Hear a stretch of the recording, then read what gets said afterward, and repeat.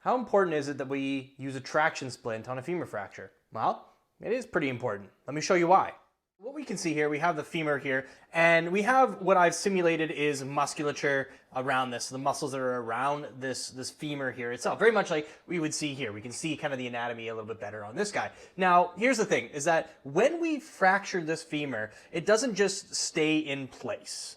Okay, these muscles start to contract. And so when we have a midline femur fracture, ultimately what happens is that these muscles start to tense up, and if these are the ends of the bone, they start to drive into each other and sometimes can overlap, and ultimately, potentially, could have an open femur fracture. And that's up to debate whether we should be using traction splints or not on that. But that being said, when we have a midline femur fracture and all these muscles start to engage, we're starting to shift those bones into each other, which causes a very, very alarming amount of pain for our patients. And so using traction to essentially negate some of that pressure could hopefully relieve some of the pain for our patient.